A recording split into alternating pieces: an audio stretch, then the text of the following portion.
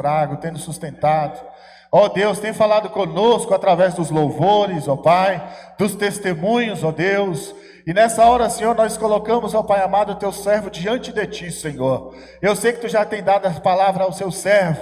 Pai, usa-lo, ó Deus, com poder e autoridade. Ó Deus, como instrumento em tuas mãos, Senhor. Fala através do teu servo, ó Pai. É a nossa oração nessa tarde. Em nome de Jesus, nós te pedimos e te agradecemos. Em nome de Jesus. Meus irmãos, a paz do Senhor. Que alegria poder estar nessa tarde com vocês. Deus seja louvado e ao Senhor seja dado honras e glórias para sempre.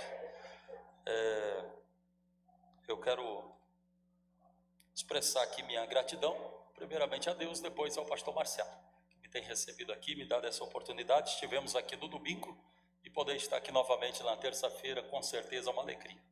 Eu quero, junto com a igreja, ler uma palavra que Deus colocou ao meu coração, que está em Marcos capítulo 5. Todos que trouxeram as suas Bíblias, localize na sua Bíblia, Evangelho segundo escreveu Marcos capítulo 5. Eu vou estar lendo apenas um versículo. Marcos capítulo 5, versículo de número 9. Evangelho segundo escreveu Marcos capítulo 5, versículo de número 9.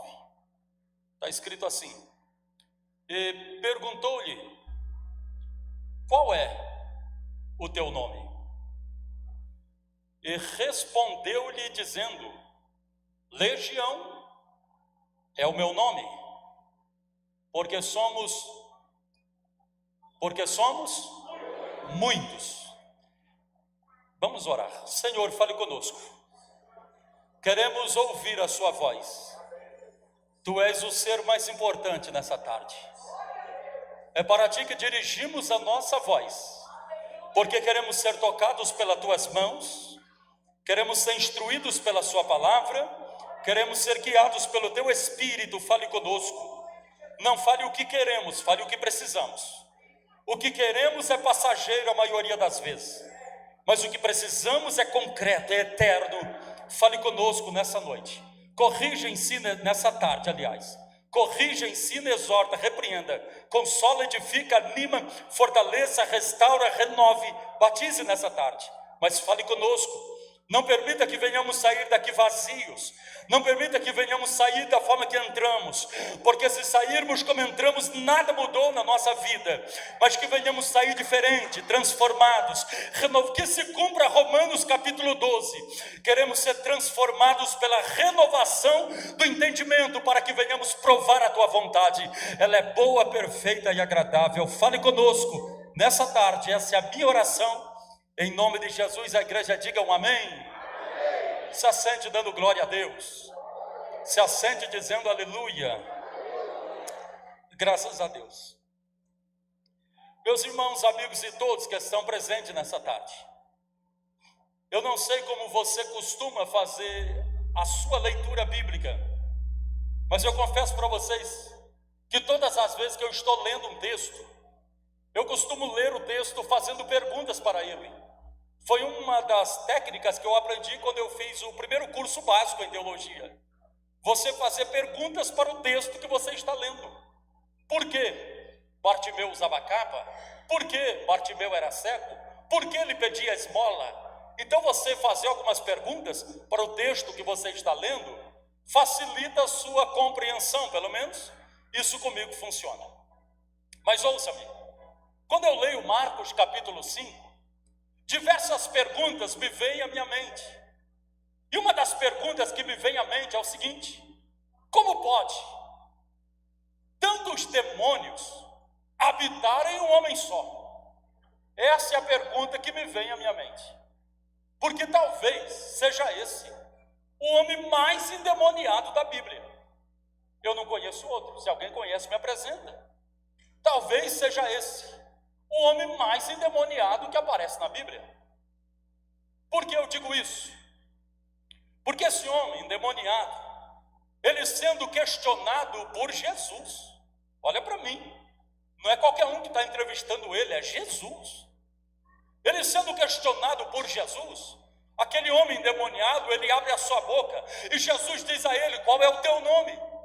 Ele responde: meu nome é Legião, porque nós somos muitos. Agora ouça-me, o termo legião era utilizado nos dias de Jesus. Na verdade era um termo que era utilizado em Roma. Legião era uma contagem romana, equivalente a 6.000 soldados romanos. Então quando esse homem endemoniado diz: meu nome é Legião, ele está dizendo claramente: nós somos 6.000 demônios. É por isso que eu disse que uma pergunta me vem à mente: como pode tantos demônios se habitarem em um homem só? Esse homem não era comum, olhe para mim. Esse homem tinha a sua morada no cemitério. Não é normal. Eu estou falando de um homem que tinha uma legião de demônios. Morava no cemitério.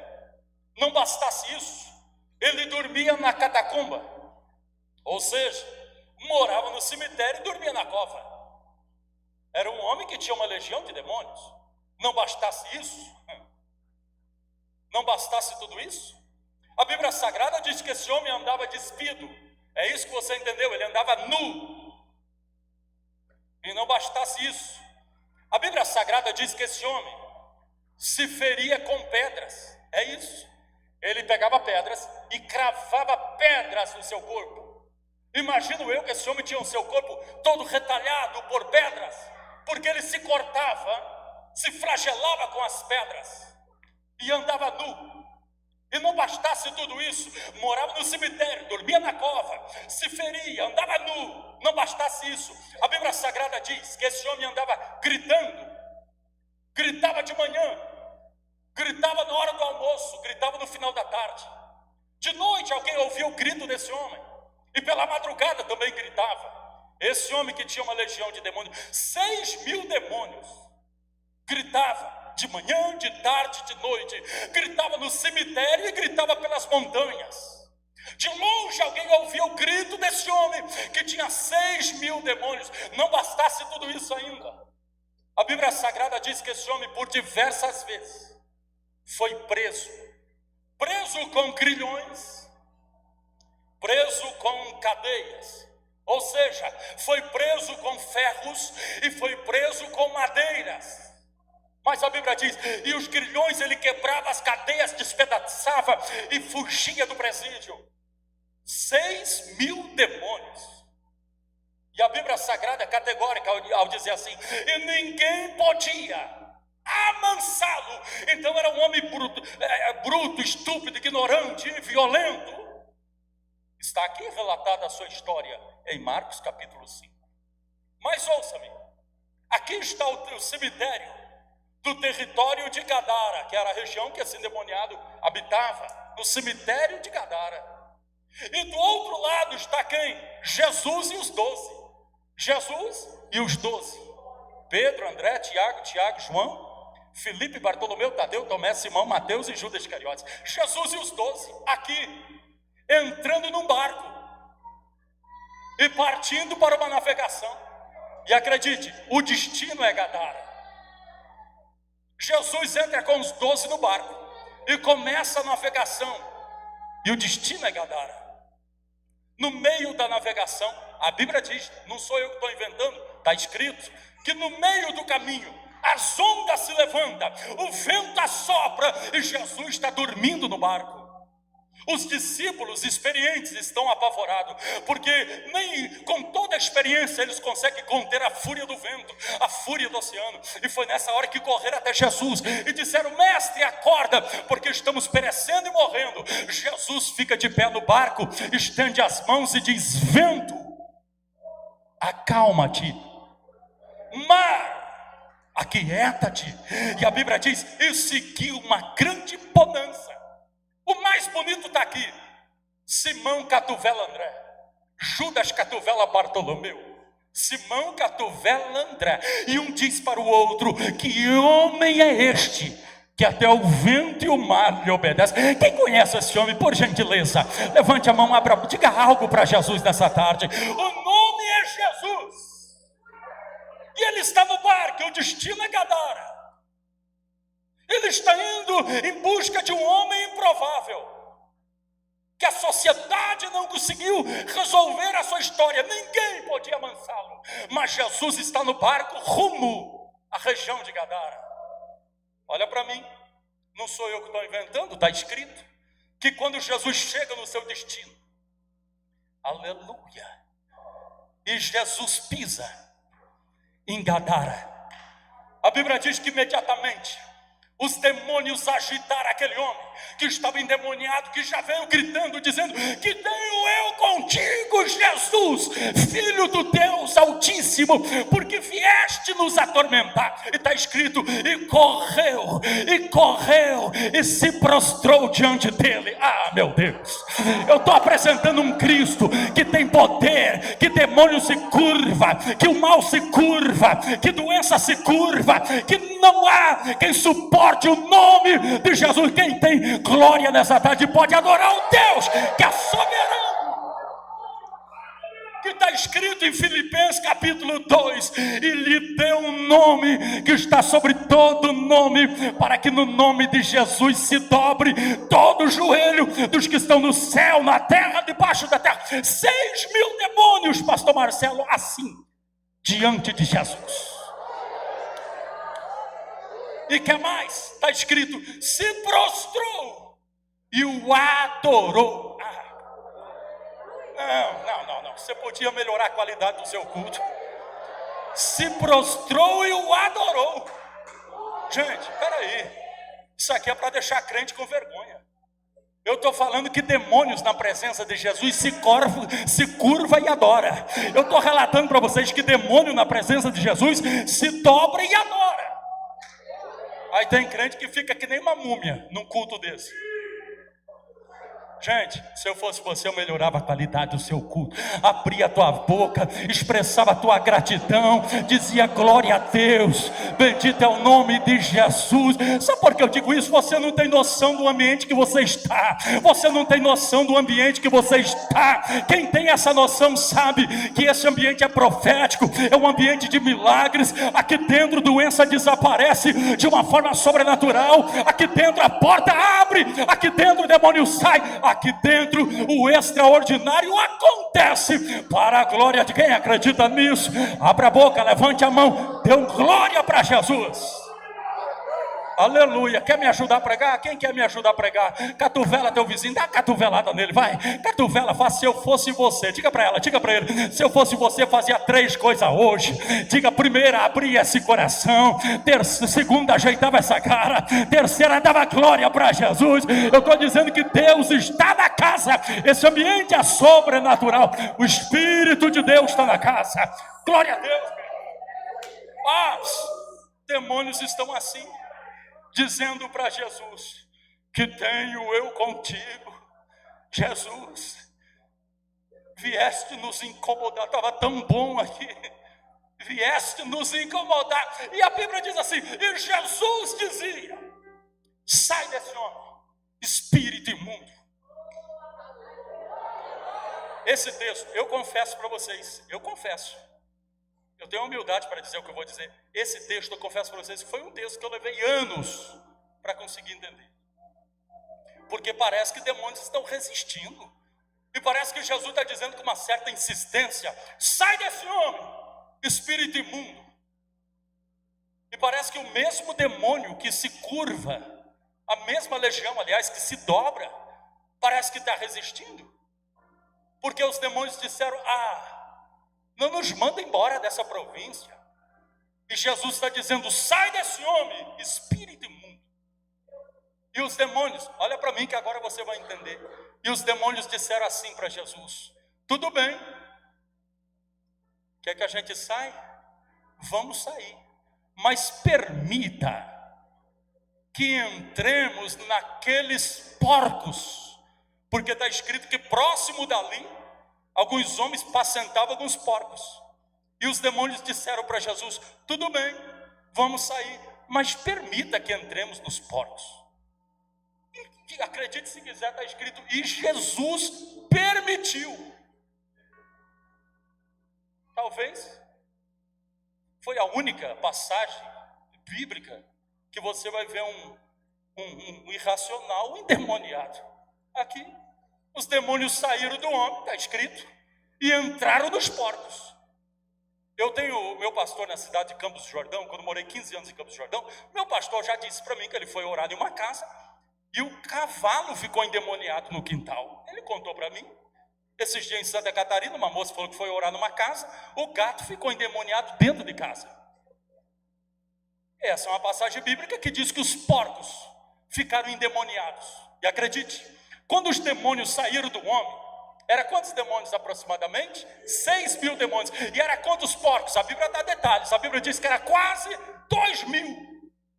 Então 6.000 em 2.000, temos aqui 3 demônios em cada porco. Isso é inteligente.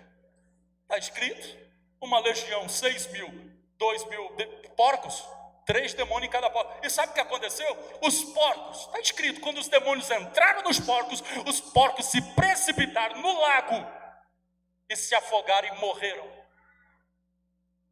Aguenta aí. Pastor, que história interessante. Não há uma compreensão se você não estudar a cultura judaica. Se você estudar a cultura judaica, você vai descobrir por quê os demônios estavam ali. Olha para mim. Se você não sabe essa região, esses homens que habitavam nessa província, eles eram proibidos por lei a criação de suínos, a criação de porcos. Eles não podiam criar, eles não podiam comer, e eles não podiam vender por lei. Mas esses homens de Gadara violaram a lei e começaram a criar porcos. Por quê? Talvez, imagino eu, que os porcos estavam em alta. E se os porcos estão em alta, ainda que Deus proibiu, mas quem sabe está dando certo, quem sabe Deus está no negócio. Deixa eu te falar uma coisa, nem tudo que parece que está dando certo é porque Deus está no negócio. Deixa eu lhe falar mais uma verdade, melhor é o pouco com Deus do que o muito sem Deus. Continue firme, dando glória, servindo, ainda que você não tenha muito, mas o pouco que você tem foi Deus que te deu. Honre o que Deus colocou nas tuas mãos e faça e sirva a Deus com alegria. Mas os homens violaram a lei, pastor, e estão criando porcos. E tem mais um detalhe aqui que você precisa saber. Olha para mim, se você não sabe, olhe para mim agora. Aqui ficava a província de Gadara, aqui ficava Jerusalém. E se você estudar a geografia bíblica, você vai descobrir que a província de Gadara era a província mais distante que tinha de Jerusalém. Jerusalém era a capital da adoração, ou pelo menos representava para o judeu. E lá ficava Gadara, a província mais distante de Jerusalém. Pastor, o que tem a ver? Muita coisa. Quanto mais distante de Jerusalém eu estou, maior é a probabilidade dos porcos se acumular. Vou falar novamente, quanto mais distante de Jerusalém eu estiver, mais os porcos se acumulam. Pastor, não entendi, desenha, vou desenhar. Jerusalém é um símbolo da igreja, porcos é um símbolo do pecado. Então vamos lá, quanto mais distante da igreja eu estiver, mais os pecados se acumulam. Mas eu tenho uma palavra para alguém nessa tarde: volta para Jerusalém, vamos embora para Jerusalém, retorna para Jerusalém. Jerusalém é o teu lugar, rapaz. Não saia da igreja, não saia de Jerusalém, permaneça em Jerusalém. Catovela seu vizinho de novo, diga: não saia de Jerusalém. Fala para ela, fala para ele, permaneça, viu? Fala para ela, não desista, não saia, não se afasta de Jerusalém, porque quanto mais distante eu estiver de Jerusalém, mais os porcos se acumulam. Mas olha para mim, vou encerrar e eu vou contar um pedacinho do meu testemunho. Aqui, olha para mim. Quando os porcos morreram, os homens que cuidavam dos porcos correram, olha para mim, correram e espalharam na província de Decápolis, que na verdade era uma junção de 10 cidades ali. Eles espalharam a notícia dizendo: olha, chegou um tal de Jesus aqui. Sabe aquele homem que a gente não dava conta? Pois é, está liberto. Não sei o que ele fez com esse homem. Eu sei que o homem está, aqueles bichos ruins que estavam naquele homem, saiu, entrou nos nossos porcos e matou os nossos porcos. Toda a província, está escrito, e toda a província sobe e se ajunta até Jesus. E quando chegaram até onde Jesus estava, acredite, Está escrito: e viram o homem que era endemoniado, e eis que ele estava liberto, vestido em sã consciência e aos pés de Jesus. Vamos profetizar, porque vai acontecer com alguém da sua casa que você está orando. Não vai demorar muito, você vai encontrar ele e ela, como pastor, liberto, vestido em sã consciência e aos pés de Jesus. Levante a mão, porque eu estou profetizando libertação para alguém da tua casa. Você que é mãe, que é pai, está aqui nessa tarde buscando por alguém, clamando por alguém, invocando pelo nome do Senhor por alguém. Eu tenho uma palavra de Deus, não vai demorar muito. Você vai encontrar ela, ele, liberto, em plena consciência, aos pés de Jesus, dando glória ao nome do Senhor. Vai ter libertação. Quem pega o que eu estou dizendo, diga algo para Jesus nessa tarde. Deus está na casa. Segura. Vira o homem liberto, e o homem agora está vestido aos pés de Jesus, bonitinho, liberto. Aleluia. Acredite se quiser. Agora eu encerro. Acredite se quiser. Os homens olharam para Jesus e disseram para Jesus o seguinte: sai da nossa província.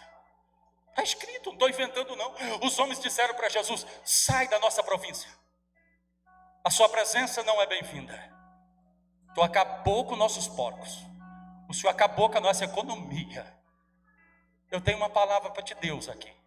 Ó, não adianta.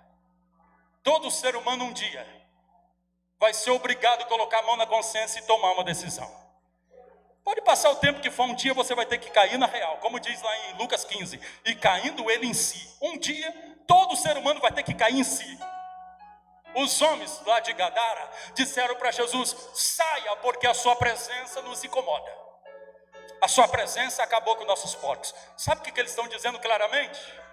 Na sua presença, os porcos não sobrevivem. Não adianta. Se tem Jesus, não tem porcos. E se tem porcos, não tem Jesus. Não adianta. Onde Jesus está, o território, o ambiente que Jesus habita, não há espaço para porcos. Se roubava, não rouba mais. Se matava, não mata mais. Se mentia, não mente mais. Se adulterava, não adianta. Onde Jesus chega, o pecado sai, porque porcos não sobrevivem na presença de Jesus. Quem está entendendo isso? E pensa que Jesus ficou chorando, Marcelo? Não. Pensa que Jesus ficou choramingando? Eu fui humilhado, eu estou fazendo a obra e fui perseguido. Não. Jesus diz: como é que é? Vocês não querem a minha presença? Tchau e bênção para vocês. Eu estou indo embora. Quem está perdendo é vocês. Jesus entra no barco, os discípulos passam a mão no remo e vão embora remar. Ó, tchauzinho para vocês. Mas enquanto eles remavam, alguém grita lá atrás: Jesus, me leva contigo. Aleluia, aleluia. Quem está entendendo? Jesus, me leva contigo. E Jesus, olha para mim, ele para a navegação, para o barco, olha para aquele homem e diz assim: ó, não, eu tenho outro propósito contigo. Você vai para a tua casa. Aleluia, olha aqui que lindo. Jesus, porém, não lhe permitiu. Está preparado para receber o sim e o não de Jesus? Tem ocasião que Jesus fala sim, outras ocasiões ele fala não. Mas deixa eu te falar uma coisa: se ele disse sim ou se ele disse não, manda quem pode, obedece quem tem juízo. Deixa eu ir. Jesus disse não. E disse-lhe: vai para a tua casa, para os teus, e anuncia quão grandes coisas o Senhor te fez e como teve misericórdia de ti. Vai. Sabe o que Jesus está dizendo claramente? Levante a mão, fica a mão levantada. Jesus está dizendo: eu estou te dando uma graça aqui agora, eu estou te dando uma graça neste momento, e você vai para a tua casa e com muita liberdade você vai avisar a tua família, a tua parentela. Você vai dizer para eles o que ele fez na tua vida, e a sua família vão ser transformados através da tua história, do teu testemunho. Quem pega o que eu estou dizendo é profético. Vai haver um avivamento na tua casa, vai haver libertação na tua família, vai haver salvação na tua casa. Eu estou dizendo que vai haver libertação na tua casa. Quem pega, diga algo para Jesus. Diga glória a quem tem glória. Diga aleluia a quem tem aleluia. Mas diga algo para os céus. Nessa tal, o ambiente é de glória. O ambiente é de glória. Deus está na casa. Transformar a família é o que Jesus faz e faz com muita excelência. Meu pai não era crente, minha mãe não era crente, ninguém. Meu pai, meus avós, minha família toda do Candomblé. Ok? As lembranças que eu tenho da minha infância, menino, criança, era quando eu acordava de madrugada, a casa nossa caindo. Eu lembro do dia que a metade da casa nossa caiu do nada. Coisas espantosas aconteciam, sobrenaturais dentro de casa. A nossa casa tinha algumas garrafas enterradas de boca para baixo. Eu lembro disso. Eu era criança, cresci nesse ambiente. Eu acordava de madrugada, eu via papai batendo na minha mãe. Quantas vezes eu via isso? Mas olha para mim, quando eu tive 10 anos de idade, meu pai tentou homicídio contra minha mãe. Ele deu um tiro na minha mãe. Destruiu a nossa família. Nossa família não era equilibrada e piorou muito mais a situação. Meu pai foi preso, eu tinha 10 anos de idade. Meu pai foi preso, ficou foragido 8 meses no meio do mato, que nem bicho. Depois ele se entregou, depois de 8 meses foragido. Minha mãe quase morreu. Foi para UTI entre a vida e a morte.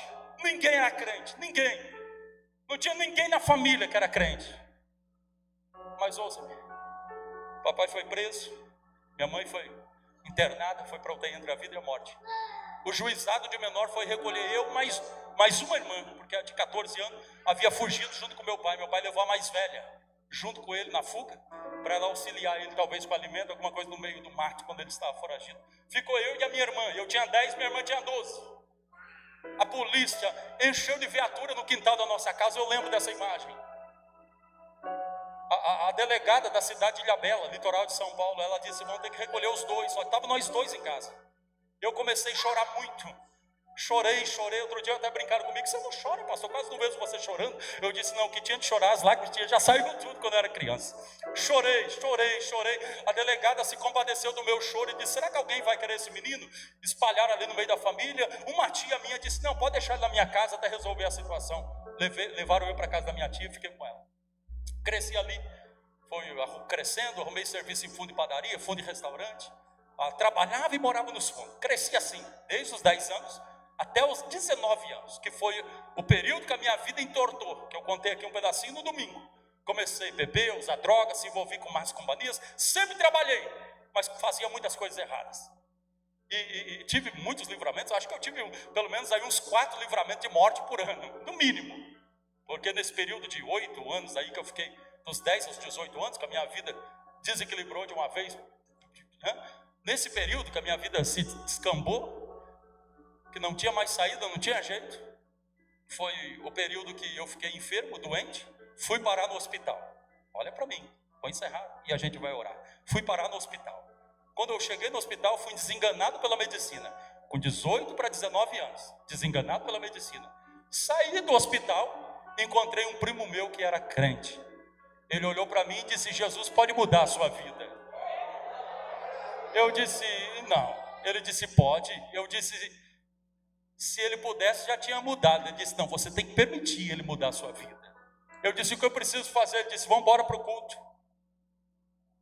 Subi na bicicletinha dele, e ele foi pedalando, chegamos juntos na igreja. No dia 19 de janeiro de 2003. Eu lembro até hoje. Entrei na igreja, ficamos lá no fundo. Eu nunca tinha entrado numa igreja evangélica. Entrei, fiquei lá no fundo, disse para ele, o que eu faço? Serginho disse para mim, aqui é só orar e falar com Deus. Tudo que a gente pede aqui, Deus ouve lá. Dobrei meu joelho do lado do Serginho e disse para Deus, Deus, eu não acredito nessas coisas, não acredito. Mas o meu primo está dizendo que o Senhor existe. Se o Senhor existe, me cura, porque os doutores não sabem o que eu tenho. Eu tinha sido desenganado, eu não conseguia nem respirar. Respirava com muita dificuldade. Mas foi nessa hora que eu estava de joelho dobrado. Eu me lembro que eu fiz assim, ó. Aí eu comecei a procurar. O culto não tinha nem começado. Eu comecei a procurar, pastor Marcelo. Procurei e falei, ué, cadê aquele trem que estava aqui atrapalhando a minha respiração? E comecei a procurar. Quando eu caí em si, eu tinha sido curado. Tinha acabado de entrar na igreja. Acatovelei o Serginho e disse, Serginho, o teu Deus existe. Ele disse para mim, por que você está dizendo isso? Eu disse, porque eu acabei de ser curado. Ele olhou para mim e disse, aqui é normal, Jesus cura em todo culto aqui. Segura um pouquinho. O mais bonito não foi aí. O mais bonito não foi a cura. O mais bonito foi no final do culto. Pastor Adenário pregou naquela noite, no final do culto ele disse assim, ó, tem alguém para Jesus nesse culto? Eu estava lá no fundo, não tinha ninguém da família crente, não tinha referência evangélica nenhum, a não ser esse primo que havia se convertido há pouco tempo. O pastor disse, tem alguém para Jesus? Eu lá no fundo levantei minhas mãos. Toda a igreja se assustou, era uma igreja muito tradicional, há 20 anos atrás, imagina. Eu era um jovem, eu contei aqui no domingo, cabelo verde, 2 argolas penduradas aqui na orelha, bermuda e camisa regata. Quando eu levantei minhas mãos, todo mundo olhou para trás, tomou um susto. Nem o pastor acreditou, o pastor olhou e disse, você quer Jesus? Eu disse sim. Ele disse, é de coração? Eu disse de coração. Ele disse, então corre para o altar, porque se for de coração, Deus vai fazer de você um pregador do evangelho.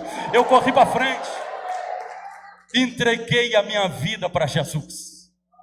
Quer uma notícia boa? Meu pai foi preso. Pastor, isso é bom? Foi bom. O presídio para ele fez bem, porque ele se converteu no presídio. Foram pregar no presídio, ele aceitou Jesus. Saiu crente de lá, ele ganhou os 9 que estavam presos com ele na mesma cela. Ele ganhou os 9 para Jesus depois da conversão dele. Saiu crente, gravou um CD evangélico e louva ao Senhor até hoje para a glória de Deus. Quer uma segunda notícia boa? Mamãe não morreu, ô glória. Quase morreu, minha irmã, ficou 2 anos se recuperando do tiro, mas não morreu, saiu de lá. Depois da minha conversão, a mamãe olhou para mim e disse, filho, eu quero ter um encontro com esse Jesus que você teve. Aceitou Jesus. Mamãe canta no coral das Assembleias de Deus lá na cidade de Santo Antônio do Pinhal, interior de São Paulo, para a glória do nome de Jesus. Faltou uma, a minha irmã, que tinha 12 e eu tinha 10, quem lembra? Sabe o que aconteceu? Conheceu, aleluia, conheceu um pessoal, foi embora para Campos do Jordão, ainda não era crente. E um belo dia eu liguei para ela, disse, Paulinha, você está em casa? Assim que eu tinha me convertido, 1 mês de crente. Liguei para ela, disse, Paulinha, está em casa? Ela disse, estou. Eu disse, eu posso ir para sua casa? Pode. Saí de Ilhabela, litoral de São Paulo, que eu sou nascido, subi para Campos do Jordão, 2 horas de viagem. Eu lembro até hoje, cheguei na casa dela, bati na porta da casa dela. Ela abriu a porta, ela fez assim, ó, deu 2 passos para trás. Disse, o que aconteceu com você? Eu já estava de cabelinho cortado, já estava mais bonitinho. Ela disse, o que aconteceu com você? Eu disse, sou crente, aleluia. Peguei minha bolsa e entrei. Ela disse, você é crente? Eu falei, sou. Ela disse, ó, você pode entrar na minha casa, Deus da porta para fora. Aí eu olhei para ela e disse, avisou tarde demais. Quando eu entrei, ele entrou comigo. Eu fiquei 3 meses na minha casa, na casa da minha irmã em Campos do Jordão. Passou 3 meses, um dia ela me chamou, sentou na cama do meu lado e disse para mim, Bruno, eu não sei o que aconteceu com você, mas eu sei que algo bom aconteceu com você. Porque esse tempo que você está aqui na minha casa, eu estou só te observando. Aí ela fez uma pergunta que todo crente quer ouvir, pelo menos de um parente. Ela olhou para mim e disse assim, ó, é possível acontecer comigo o mesmo que aconteceu com você? Eu falei, é. Ela falou, mas pode acontecer quando, que dia? Eu falei, pode ser hoje. O que eu preciso fazer? Eu disse, vai tomar banho e bota uma roupa. Tomar banho? Eu falei, vai tomar banho e bota uma roupa, vou te levar num lugar especial. Especial foi, tomou banho, se arrumou, levou ela para o culto. Chegou no culto, ouviu a palavra no final do culto, levantou as mãos, aceitou Jesus. Hoje ela é pastora da Assembleia de Deus Madureira, lá na cidade de Tubarão, para a glória do nome de Jesus. Levante a mão, abra a boca. Eu estou dizendo que quando Jesus chega, diabo sai. Eu estou dizendo que aonde Jesus entra, o mal sai. Eu estou dizendo que aonde Jesus chega, o demônio é envergonhado. Quem acredita, fica de pé nessa tarde. Nós vamos orar nessa tarde e o extraordinário vai acontecer. Vai, eu estou dizendo que vai. Aleluia, eu estou dizendo que vai. Quem precisa, sai do seu lugar, vem para o altar. Vem para o altar, vem para o altar. A poder, vem para o altar. Traga a tua causa, traga. Isso, venha. Em nome de Jesus.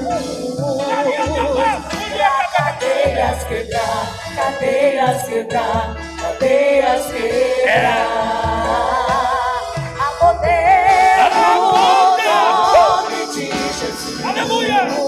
Vem para o altar.